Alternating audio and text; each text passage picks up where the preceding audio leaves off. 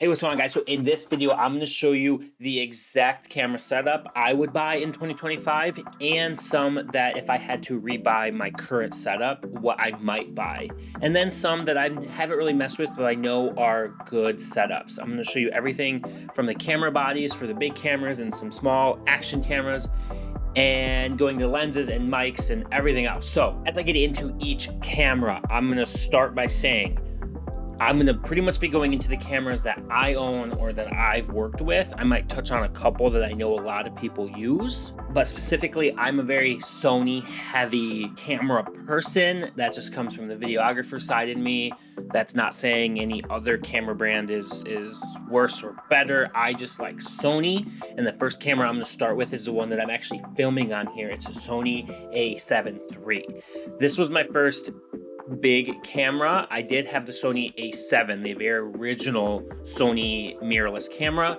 The Sony a7 III comes in brand new, around $1,500. I think you can probably find it a little bit cheaper, maybe if you go used or something like that, but it's a good all-around camera. It takes great photos, does great video. It's being used as like my setup camera nowadays. I have a 28mm on it. It does a little bit of all of it. It's not the S line, it's not the R line. For those of you who don't know, I can go into a little bit, but like Sony has specific lines where one is better for photo, where one is better for video. The S line is better for video, the R line is better for photo. R line has a bit more megapixels, where the S line has better low light and things like that. The a7 III kind of does it does a little bit of both, but it was a good all-around camera for someone starting off, having to do video, but then also having to take photos. So that's why I got this camera. And again, it's a great camera. I still use it all the time as like my backup. Jumping into the next camera, I've already made a whole video on this. This is my FX3. This one is all built out. It has a bunch of add-ons, but at the core, it's just a Sony Cinema full frame camera. The a7 III that I just talked about is also full frame. Pretty much all the cameras that I'm going to be talking about today are full frame. So there are crop sensor equivalents that will be cheaper, but the image is going to be smaller. Some people are okay with that. FX3 has the FX30, which is crop sensor. Sony has like the a6000 or a6400, I think is what it's called. Those are like the crop sensor. The camera is smaller, but it's also going to be cheaper. So that's always an option to look into. And I can do a whole video on that. I just don't own any of those. FX3, amazing quality, 10-bit at 422 color image, lots of specs on there. It does have the fold-out screen, which some people might think is kind of common or pretty common, but like the a7 III just has a tilt screen. If you were to buy this just camera and it comes with the audio handle, which not everyone uses, I love the audio handle, by the way, you're looking at like $4,000 to $5,000 for this camera. So it's definitely way up there. Obviously, the next step from this camera is going into the full cinema, FX6, FX7, all those. This FX3 is perfect for what I do for my day-to-day, and it's not easy on the wallet though. So I'll show you how this one looks, but we're kind of sticking to something maybe a little bit more budget friendly, but again, the budget friendly would be the crop sensor camera. So the FX30, if you want something like this, would be the one to look into. Next camera we're looking at I'm going to show you is the Canon EOS R6, which I have right here. This is Canon. Like I said, I'm huge on Sony. This is actually one we got for the office, for the team. So I'm not going to be using this camera in particular. We bought this secondhand, used, excellent condition on MPB. Check that out if you want any used content. That's not an ad. I like using. I got my drone, my FPV drone from there. I've gotten a couple different things, but we ended up trading in some old gear from the office and getting this camera. This is a great full frame mirrorless Canon. There's obviously steps up, there's and down. This is the R6. There's the R6 Mark II. There's the R7, the R5. Our photographer at our office has the R5. It's an amazing, huge image, like very good looking camera. This one is about 20 megapixels, so it's a just good all around camera. It does 4K footage. Again, I haven't handled this too much. It does have the flip out screen like the FX3 does. The FX3 obviously is much better than this camera. Not saying this camera is bad by any means. It's a great camera. I have heard some people having some overheat issues, but for what we're going to be using it for, it's more for photo, maybe a little bit of video when I can't do it. This one you're looking at around brand new $1,600 to $1,900, where we got it for about $1,400 used, excellent, with some trade-in on MPB. So this is a good camera. We're not going to be seeing image, at least from me, of this camera because I don't have a lens that fits this. I'm going to be honest with you. We bought it. It got shipped to my house. I got to take it to the office next week. So those are like some of the bigger, I call it big cameras that I use. Little cameras to film like TikToks and Instagram Reels and YouTube Shorts and stuff like that. I use this Insta360 GO. So if you're looking for like a vlog style action camera, this is super nice. Also a GoPro works phenomenally. I just don't have, all the GoPros are at the office and we don't have a new GoPro.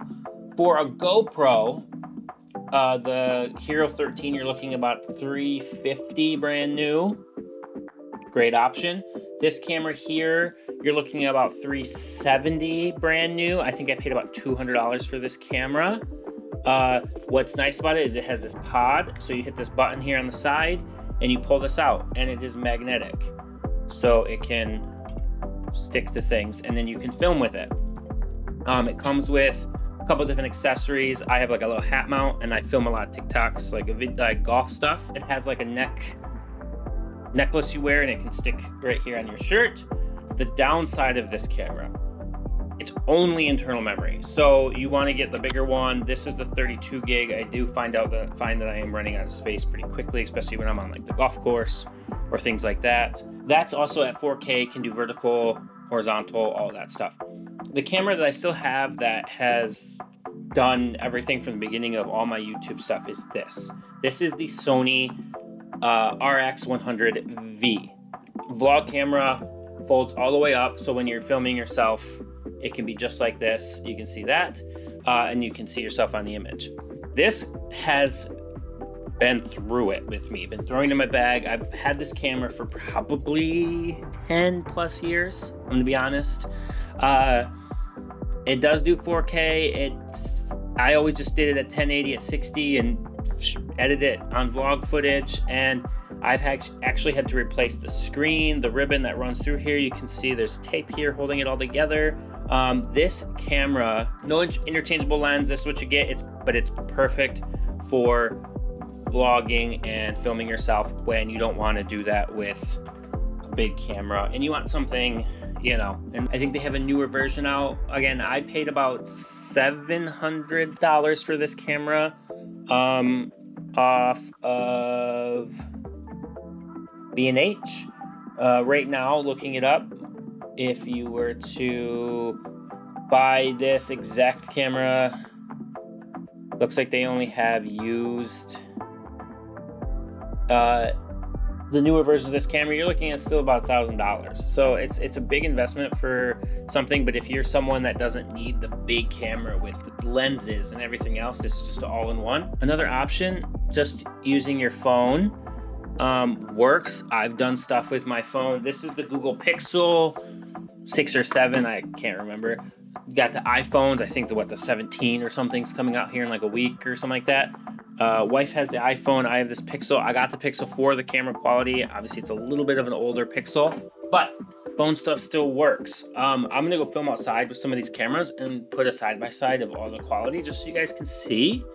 And let's jump into that now. Okay, so this is the FX3 with a mic plugged into it. I'm using the Hollyland Lark MS2. It's this little guy right here, tapping it. This setup is what I use for my work, what I use for pretty much everything when I can. This is being filmed at 4K. This is the full setup, and I'll show you what that looks like. I don't have my tripod, so this is set up on a ladder right now. But if I jump over to, for example, the Sony RX100v, I'm gonna keep on using this audio. But once I get this camera going, you can see I got a new battery in it. So it's a whole, no interchangeable lenses. It is really bright. Turn this around on me, there it goes. This is the quality, I think I'm zoomed all the way out, from the RX100v or 5, if you will. This is the quality, what it looks like, and then this is what I have set up for the FX3 right now on a great ladder, because I forgot the tripod at the office. So this is the RX100v quality. I use this for vlogging all the time. It's good. The audio is okay. I'm gonna be using the audio from this because it's pretty windy out right now. But it has profile, color profiles, all that stuff. I used it just on the basic. So it is a good camera, but that's the quality of the RX100. Let's move on to the next one. The next camera I have is the Insta360 GO 3. I did forget the pendulum and the hat thing. Take this out of the pod like I showed you earlier. It has a little button on here that you can click record, and it is now recording. And I have it set up to record in both vertical or horizontal, so you can, once you edit it and export it, you can put it in either format, but it does take some more time away from it. So like the film time, it's more all that stuff. Like let's say there's this pole over here, right? Pole here. If I click record, or if I don't click record, it's recording. I just let that go. It's a little low, but that's that for you. Audio test. So this is now the 360 GO 3 audio. It's not bad. I really do like it. That's the quality from the Insta360 GO 3. They do have a newer version, the GO 3S, but I like this one. And it comes in black and white. I got the white. You can turn this on and use this. So I'm gonna stop this recording. You can turn it on and use this screen here as to view it and all that stuff, so you can see what you're filming, and it can be filmed in this. It's like a charging station, but also this does flip up, kind of like that Sony. You can film it like that if you wanted to. This does charge it as well. Going into one more thing, the lens, the only other lens I have for the FX3 in all my Sony cameras is the 70-200, this big guy. $2,200, I think, $2,000 lens. Yeah, 70-200, 2.8. Phenomenal lens, especially for what I do work with. I'm not gonna swap it over, but it's a really good lens. Microphones, like I said, this is the Hollyland Lark, whatever I said earlier, something 2. The other mics other than this one is the Rode Video Mic Go. You can have onboard mics. The wireless GOs, which we use all the time at work. We have, I think, 3 sets of them. Phenomenal, the squares from Rode. I love Rode. This is the first time trying something that isn't Rode. I do like these. I like how discreet they are, especially for like filming people on the go or even doing what I'm doing now. So hopefully this all comes across. It is really windy out, so maybe I'll make another video just on these, but hope you guys enjoyed this video. A little different. I'm trying to get videos out weekly. Don't know what day yet, but let me know if you guys have any other questions below, and I'll see you guys in the next one. Bye, guys.